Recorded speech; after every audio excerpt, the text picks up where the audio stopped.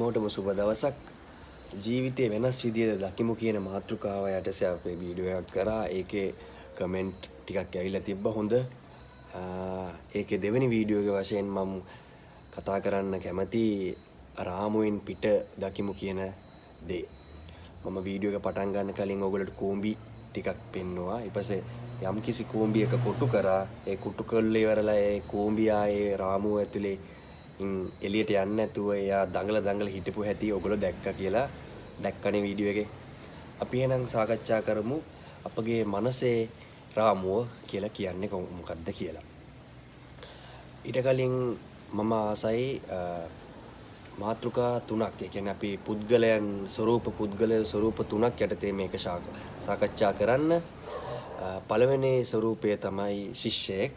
ඊට පස්සේ අපි තුමු කාන්තාවක් සහ පහළු පුද්ගලයෙක් කියලා. අපි ගම්මු ඉගෙන ගන්න ශිෂ්‍යයෙක්. ශිෂ්‍යයෙක් අපි සැලකුවාම අපි හිතමු A level කරන ළමයෙක් කියලා හිතමු. එතකොට ඒ A level කරන ළමයෙක් කොහොමද එයාගේ මනසේ තියෙන රාමුව මොකක්ද කියලා. A level කරන ළමයෙක්ට තියෙන එකම හීනය, බහුතරයකට තියෙන එකම හීනය තමයි හොඳට A level pass වෙලා යුනිවර්සිටි එකට යනකම් එක්ක විදේශගත වීමකට තමයි තියෙන්නේ. හරිද? එතකොට දැන් මම මේ කියන්නේ ඒගොල්ලෝගේ රාමුව කොහොමද කඩාගන්නේ කියලා. ඇයි A level කරන ළමයෙක් ඉගෙන ගන්න? A level කරන ළමයෙක් කොහොමද ඒ රාමුව කඩාගන්නේ? A level කරන ළමයා මුලින්ම දකින්න ඕන විදිය තමයි මං ඇයි A level කරන්නේ? කුමක් සඳහාද? මගේ අනාගත අභිවෘද්ධියටද නැත්නම් දෙමව්පියන්ගේ බලකිරීමක් නිසාද, Tamanට ඕන කමක් නිසාද කියන රාමුව බලන්න ඕන. එතකොට ඒ රාමුවේ අවංකව කල්පනා කරලා බැලුවොත් Tamanට තේරෙයි Taman කොටු වෙලා තියෙන රාමුව කොහොමද කියලා.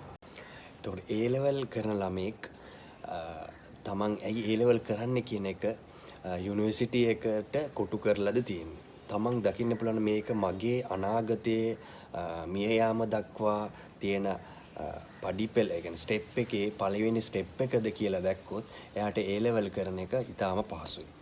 එතකොට ඒ තමන් වට වෙලා තියෙන රාමුව ඔබට අවබෝධ කරගන්න පුළුවන්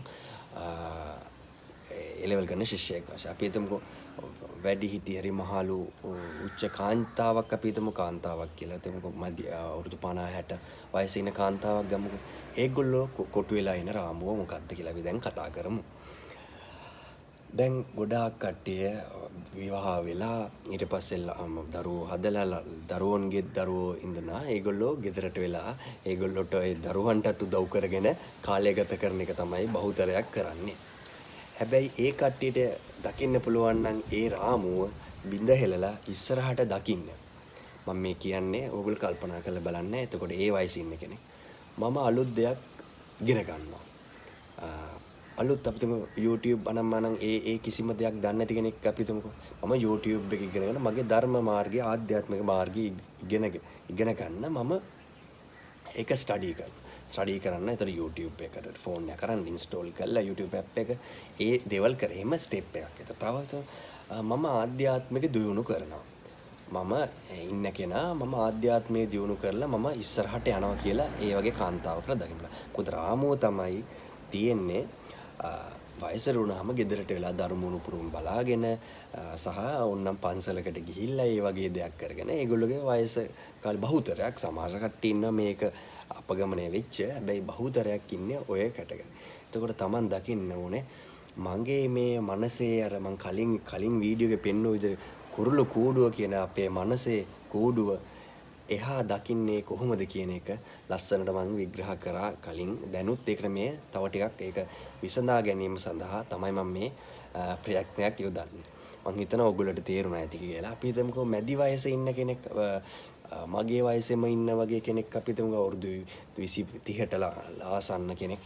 අපි හිතමුකෝ එතකොට ඒගොල්ලෝගේ ගොඩාක්ම තියෙන රාමුව තමයි නිවසක් හදාගෙන විවාහයක් කරගත්ත කට්ටිය මුදල් උපයලා දරුවෝ හදන රාමුවන්නේ. එතකොට ඒගොල්ලෝ හිතාගෙන ඉන්න රාමුව තමයි 100ට 100ක් හිතාගෙන ඔය දේවල් ටිකට අඩු වශයෙන් වටිනාකම් ඒගොල්ලෝ ලබා දෙනවා. ඒ කියන්නේ විවාහයට 10%ක් කියමුකෝ. ඊට පස්සේ දරුවන්ට 20%ක් කියමු. ඊට පස්සේ රස්සාවට 40%ක් ඔහොමම වැඩි. හැබැයි ඒගොල්ලෝ ඒ වයසේ ඉන්න බහුතරයක් දකින්නේ ඒකට ලබා දිය යුතු නියම වටිනාකම නෙමේ ඒගොල්ලෝ ලබා දීලා තියෙන්නේ. මම ඒක තව ටිකක් ඔයගොල්ලන්ට සරල කරලා දෙන්නම්. මෙහෙම හිතලා බලන්න ඔයගොල්ලෝ. මැදි වයසේ ඉන්න බොහෝමයක් පුද්ගලයන් දකින්න ඒ රාමුව එළියට යන්නේ කොහොමද කියලා මම ඔයගොල්ලන්ට තව ටිකක් සරලව කියලා දෙන්නම්. ඔයගොල්ලෝ දැන් මෙහෙම හිතන්න. මැදි වයසේ ඉන්න අපිට X කියලා පුද්ගලයා හිතනවා මම දැන් කසාද බඳලා ඒ ටික තමයි ඒ එදිනෙදා ක්‍රියාකාරකම් තමයි මගේ ජීවිතය වෙලා තියෙන්නේ. හැබැයි ඒ රාමුවෙන් පිට කියලා කල්පනා කරොත් අපගේ පරිසරයේ විඳීමට අපි කොපමණ වටිනාකමක් දීලා තියෙනවද? අපගේ ආධ්‍යාත්මය දියුණු කිරීමට අපි කොපමණ වටිනාකමක් දෙනවද?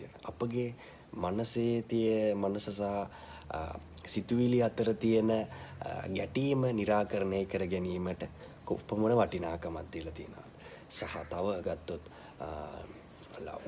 ලෞකික ජීවිතයේ තියෙනා වූ අපිට වාහන තහ ගෙවල් දොරවල් ඒ දේවල් වලට දීලා තියෙන වටිනාකමද මම දිය යුත්තේ කියලා. එතනින් යට එහෙම රහමුවක් තියෙනවා. මගේ මේ ජීවිතය සුන්දරව දකින්නේ කොහොමද කියලා මැදි වයසේ ඉන්න බහුතරයක් කට්ටිය අදුතරමේ බහුතරයක් කට්ටිය හිතලා නැහැ. නිකන් කරන්නම් වාරේ රැල්ලක් වගේ. අර කූඹි ටික මම පින්නුවේ කූඹි ටික රැල්ල මෙහෙම ලස්සනට යනවා. හැබැයි බාධාවක් ආව හැටිය එයාට ඒ රැල්ලෙන් පිටට යන්න තේරෙන්නේ නැහැ. අන්න ඒක තමයි ඕගොල්ලෝ හිතන්න පුරුදු වෙන. පොඩ්ඩ මේ වීඩියෝ ටිකක් සංකීර්ණයි. ගොඩක් කට්ටිය බලන්නේ නැහැ. හැබැයි එක්කෙනෙක් හරි 10 දෙනෙක් බැලුවත් මේ වීඩියෝ එක ඇති 10 එක්කෙනෙක් හරි මේක දැනුම ලබාගෙන තමන්ගේ පෞද්ගලික ජීවිතය යහපත් කර ගැනීමට ආධ්‍යාත්මික සහ ලෞකික ජීවිතය දෙකම යහපත් කර ගැනීමට මේක භාවිතා කරන්න පුළුවන්. මේක පියවරෙන් පියවර යන ගමනක්. මම ඒකයි එක වීඩියෝ එකකින් මේ දැනුම ඔයගොල්ලට අපිට ඉදිරිපත් කරන්න බෑ. මේක පියවරෙන් පියවර ලියා ගන්න ඕන තැනක්. ඒ නිසා තමයි මම වීඩියෝස් කිහිපයකින් මේක එලි දක්වන්නේ. මම හිතනවා රාමුවෙන් පිට කොහොමද ඕගොල්ලෝ හිතන්නේ කියලා උදාහරණ 3ක් අරන් ඉදිරිපත් කරා. ඕගොල්ලන්ට මොන හරි ප්‍රශ්නයක් තියෙනවා නම් දාන්න. අපිත් එක්ක මේ ට්‍රැවල් වලින් එහා ගියපු තැනකට අපි ඇවිල්ලා තියෙනවා දැන්.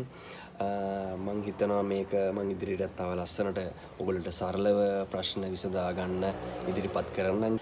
ඕගොල්ලන්ට මේක තව කෙනෙක්ට දැනුම ලබා දීමට අවශ්‍ය කියලා පරාර්ථකාමී සිතුවිල්ලක් තියෙනවා නම් ඕගොල්ලෝ ඒ කටයුත්තත් කරන්න. එහෙනම් හැමෝටම සුබ දවසක්. අලුත් වීඩියෝ එකකින් හමු වෙමු.